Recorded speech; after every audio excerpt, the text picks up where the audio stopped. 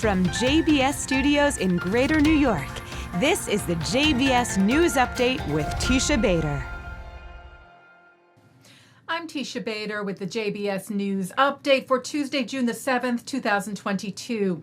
The United Nations Human Rights Council released its Commission of Inquiry report today on the 2021 Gaza war, placing the brunt of the blame for the conflict with terror group Hamas on Israel. Seen clearly in its opening summary, which reads, "The continued occupation by Israel of Palestinian territory and discrimination against Palestinians are the key root causes of the recurrent tensions, instability, and protraction of conflict in the region." And the blame continues for 18 pages on Israel, with only a few brief paragraphs mentioning violations by Hamas and other Palestinian terror groups. If you recall, 4,000 rockets were fired by Hamas and other Palestinian terror groups at Israel during the 2021 war.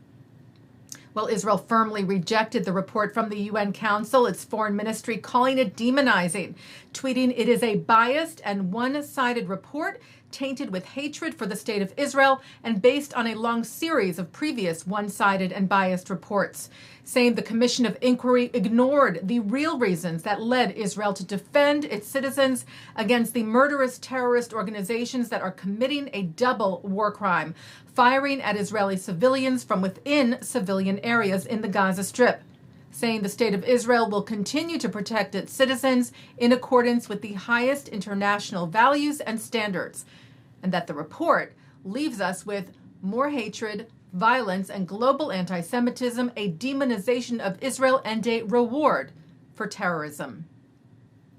And staying with the UN, Israel's ambassador to the international body, Gilad Erdan, was elected to serve as one of the vice presidents of the UN General Assembly. The Times of Israel reporting he is one of 21 ambassadors who serve in the position, which includes chairing meetings and setting the agenda for the next session of the GA, which will meet in September.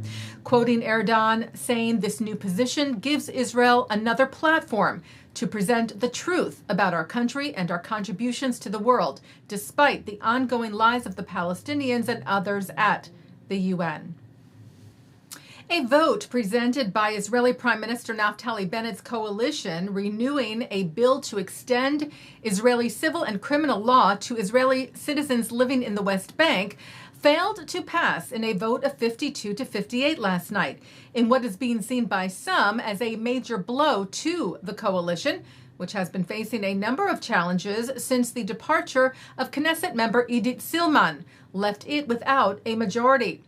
However, the coalition vowed last night that it would continue forward and would present a modified version of the bill before the June 30th deadline. Israel's Foreign Minister Yair Lapid tweeting, "As always, after a loss, we will come back stronger and win the next round." And Lapid shared last night that the welfare rights law for people with disabilities was approved on its first reading in the Knesset. Lapid, whose daughter Yael is on the autism spectrum, wrote, "To everyone who says you fight for this law because of your daughter, the answer is yes, absolutely, absolutely. When they ask me what the most important decision I made in politics is, I always answer to give free medication to Holocaust survivors. For Dad," referring to his father, veteran lawmaker Tommy Lapid. Today, Lapid wrote, "I add also this law for Yaeli."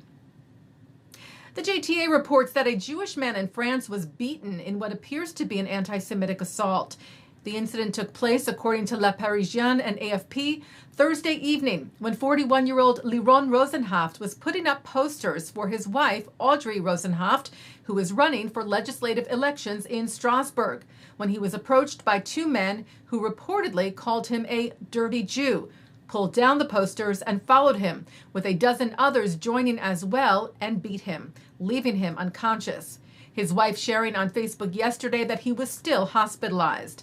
The report cites Strasbourg Mayor Jean Barseguien, saying no violence is acceptable. This is particularly shocking since it aims to hinder democratic debate. Police are investigating. Taking a look now at our programming for tonight on JBS for Tuesday, June the 7th at 7 o'clock, Rabbi Ammiel Hirsch explores the centrality of Tikkun Olam, the Jewish obligation to improve the world. At 7:30, Yifat Oron, named one of Jerusalem Post's top 50 most influential Jews of 2021, shares her insights on education, tech investment, and the Israeli startup ecosystem from her perspective as head of tech investments for Blackstone in Tel Aviv.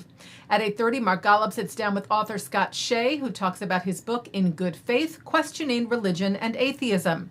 At 10, Bret Stephens and Yossi Klein Halevi discuss the Six-Day War. And coming up next, it's the ILTV's Insider. And that's the JBS News Update for Tuesday, June the 7th, 2022. I'm Teisha Bader. Stay healthy, stay well.